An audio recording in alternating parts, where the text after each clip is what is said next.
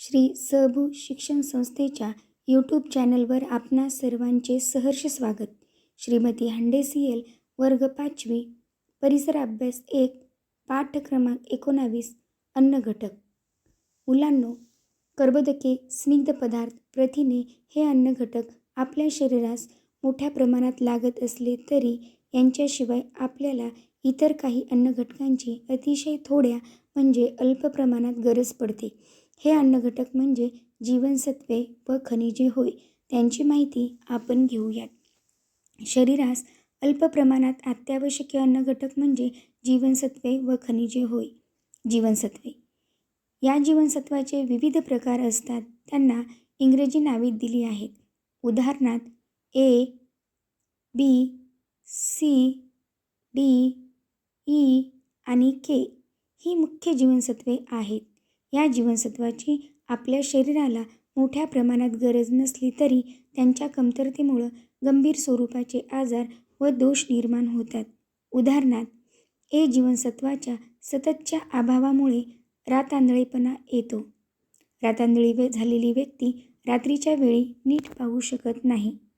D जीवनसत्वाच्या सततच्या अभावामुळे हाडे कमकुवत व ठिसूळ होतात. हातापायाची बोटे वाकडी होतात. D जीवनसत्व आपल्याला मुख्यत्वे सकाळच्या कोवळ्या उन्हातून भरपूर प्रमाणात मिळते. D जीवनसत्वाची कमतरता असेल तर लहान मुलांना मुडदूस हा रोग होतो. तो होऊ नये म्हणून लहान मुलांना कोवळ्या उन्हात काही वेळासाठी नेले जाते. खनिजे.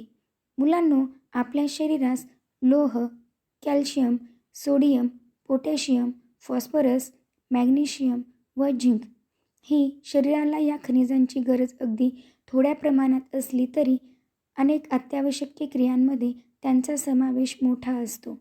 उदाहरणार्थ लोह संपूर्ण शरीराला प्राणवायूचा पुरवठा करते. रक्तातून ऑक्सिजन वाहून नेण्याच्या कामी लोहाचा उपयोग होतो.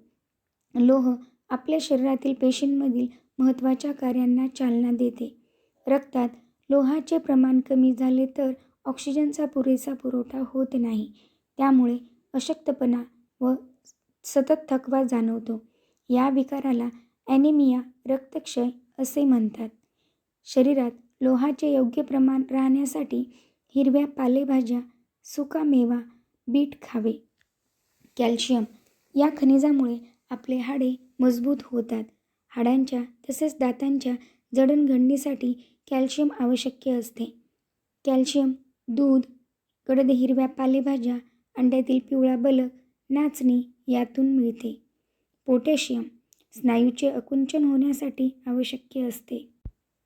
पोटॅशियम आपल्याला केळी, खजूर, पपई, धान्यांचे मोड यातून मिळते. मुलांनो, जीवनसत्वे, खनिजे रोगप्रतिकार शक्तीसाठी खूप महत्त्वाची असतात.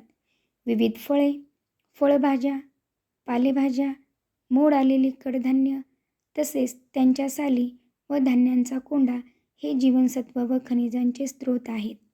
म्हणूनच शक्य ती फळे सालीसकट खावी तसेच पिठातील कोंडा चाळून फेकून देऊ नये.